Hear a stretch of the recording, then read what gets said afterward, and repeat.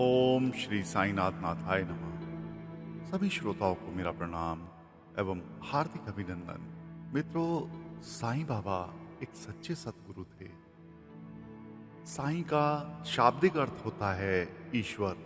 साईं का नाम साईं अकारण नहीं था। साईं ने साईं शब्द के औचित्य एवं उद्देश्य को पूरा किया था। साईं तो महज एक शरीरी रूप था। वास्तविकता तो यह थी कि ईश्वर ने कलयुग में भी मानवता के कल्याण के लिए अवतार लिया था। साईं एक ऐसे अवतार थे जिन्होंने जीवन पर्यंत लोकोपकारी कार्य किए। उनके द्वार पर श्रद्धा और आस्था के साथ जो भी आया वह कभी खाली हाथ नहीं गया। उन्होंने समाधि लेने के साथ ही अपने उपकारों की इतिश्री नहीं की। समाधि के बाद भी उनकी दिव्य शक्ति मुक्त हस्त लोकोपकार कर रही है। पिछले लगभग 100 वर्षों का इतिहास इसका साक्षात गवाह है। मित्रों, हर दिन लाखों लोग साईं की दिव्य शक्ति का एहसास करते हैं। हर दिन हजारों भक्तों में शक्तिपात की ऊर्जा संचारित हो रही है। हजारों का कारवां लाखों में बदला, लाखों का कारवां करोड़ों में बदल चुका है।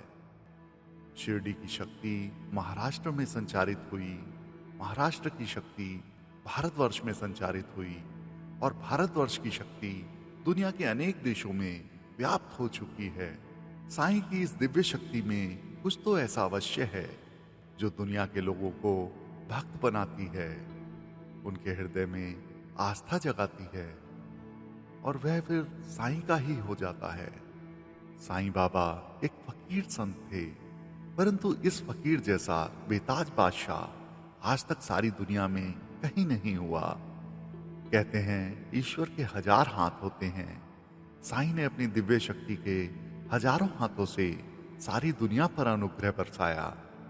हर जाति, हर धर्म, हर वर्ग, हर रंग रूप आदि के लोगों ने उनके आशीर्वाद से अपने जीवन को सफल किया। साईं ने अपनी कृपा की वर्षा में कभी कहीं कोई संकोच नहीं किया।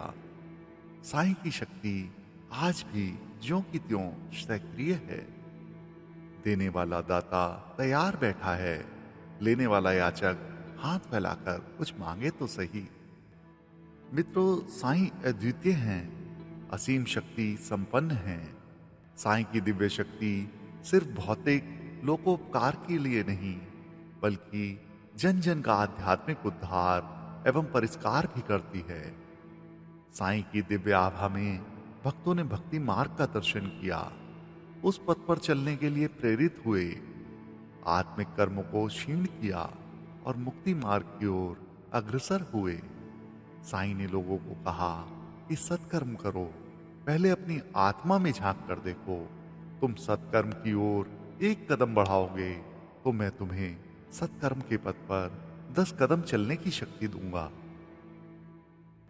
सतगुरु साईनाथ महाराज का इस धराधाम पर अवतरण उद्देश्यपूर्ण था और उन्होंने अपना उद्देश्य पूर्ण किया। उनकी दिव्य शक्ति आज भी सतगुरु का उद्देश्य निभाने में पूर्ण सक्रिय है। मित्रों, हमारे शरीर में ही कहीं ईश्वर का मंदिर है।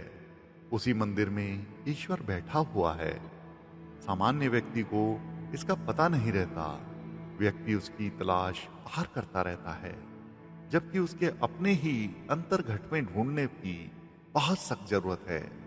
सतगुरु हमारी इस जरूरत को पूरा करते हैं। बाबा एक सच्चे सतगुरु थे।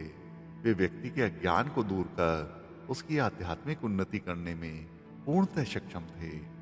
साईं चाहते थे कि व्यक्ति उत्तरोत्तर आध्यात्मिक उन्नति करे और आध्यात्म की उस ऊंचाई तक पहुंचे जहां से उसे हृदय में स्थित ईश्वर का एहसास हो सके। मित्रों, सतगुरु अपने शिष्यों को 4 पदार्थ उपलब्ध कराते हैं जिससे उनकी आध्यात्मिक उन्नति हो। ये 4 पदार्थ हैं प्रकाश, अनहदनाद, नाम और अमृत।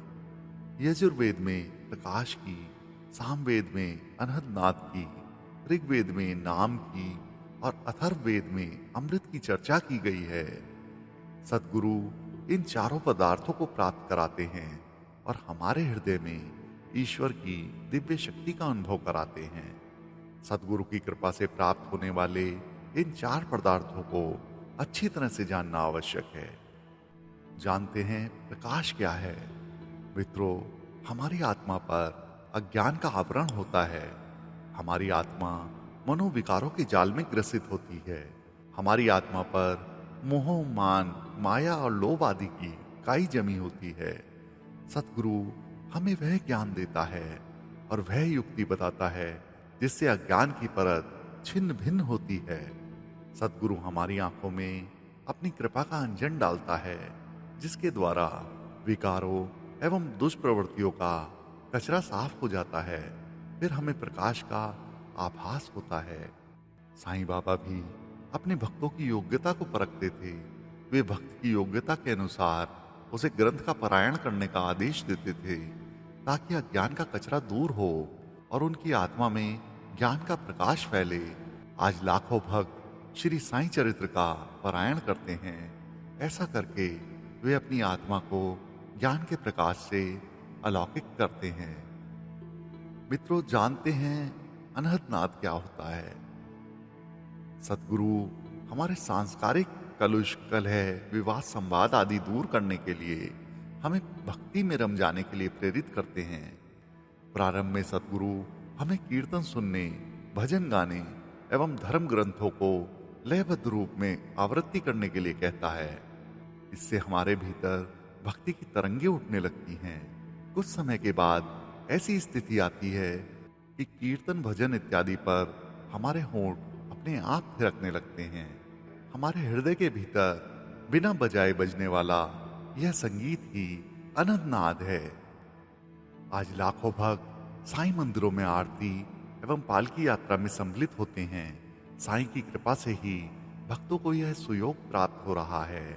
इससे भक्तों के हृदय में भक्ति की तरंगे उठती हैं और वे अपने हृदय में अनंत नाद का एहसास करते हैं। जानते हैं मित्रों, नाम क्या है?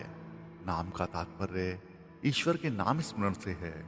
ईश्वर का नाम स्मरण करते ही मन में भक्ति भावना जागने लगती है और मानसिक शांति मिलने लगती है। ईश्वर का नाम जप मंत्र के जप के समान कार्य करता है। नाम स्मरण शास्त्रों में अत्यंत मंगलकारी माना गया है। नाम स्मरण करने से मन में एक स्पंदन पैदा होता है, जो हृदय में अलौकिक आनंद भर देता है। आज करोड़ों भक्तों के हृदय में साईं के नाम की प्रीति, भक्ति, विश्वास एवं प्रतीति है। उनके हृदय में साईं का नाम श्वासों की गति से भी अधिक तेजी से धड़कता है। साईं का नाम उनके हृदय में गहराई तक बैठा हुआ है। आज यही नाम उनका मंत्र है, उनका तंत्र है, उनका यंत्र है। साईं कलयुग के अवतार हैं, अतः उनका नाम स्मरण करके भक्त परम आनंद को प्राप्त करते हैं। मित्रों, चौथा तत्व आता है अमृत। सतगुरु अपने हाथों से शिष्य को जो कुछ भी देते हैं वह अमृत तुल्य होता है। सतगुरु शिष्य को परखते हैं, वे उसकी पात्रता का आकलन करते हैं और उसके लिए क्या उपयुक्त है वही उसे प्रदान करते हैं। साईं बाबा ने अपने हाथों से जिसे भी जो कुछ दिया वह उसके लिए अमृत तुल्य साबित हुआ। साईं ने हंडी में भोजन पकाकर जिसे भी खिलाया वह उसके लिए अमृत के समान था। साईं ने सारी दुनिया को जितना अमृत बांटा उतना कौन बांट सकता है। एक फकीर ने अपनी फटी पुरानी झोली से जितना खजाना लुटाया उतना भला कौन लुटा सकता है। फिर भी यह खजाना कभी खाली नहीं हुआ, हमेशा भरा का भरा ही रहा। साईं पूर्ण ब्रह्मांड थे। पूर्ण ब्रह्म से चाहे आप कितना भी अंश प्राप्त कर लें फिर भी वह पूर्ण ही रहता है। साईं आज शरीरी रूप में नहीं है, परंतु फिर भी उनके हाथों से प्रज्वलित धूनी की उदी आज भी लाखों भक्तों के लिए अमृत का काम कर रही है। आज भी लाखों भक्त साईं की मूर्ति के जलाभिषेक के बाद उससे प्राप्त जल और दूध ले जाते हैं, जो अमृत के समान असर करता है। मित्रों, दुनिया में बदलाव आ सकता है, दुनिया के लोगों में बदलाव आ सकता है, परंतु दिव्य शक्ति की असीम ऊर्जा कभी कमजोर नहीं पड़ सकती। यह वह भास्वर सूर्य है जो प्रखर किरणों के साथ सदा दैदीप्यमान है। यह सदैव कलुष कलह एवं अज्ञान का अंधकार दूर करने में समर्थ है। साईं सूर्य स्तुत्य हैं, पूजनीय हैं, वंदनीय हैं। ऐसे सतगुरु श्री साईनाथ महाराज को हम बारंबार प्रणाम करते हैं। तो मित्रों, श्री साईं बाबा संदेश में आज बस इतना ही। बाबा सबका भला करें। ओम साईं राम।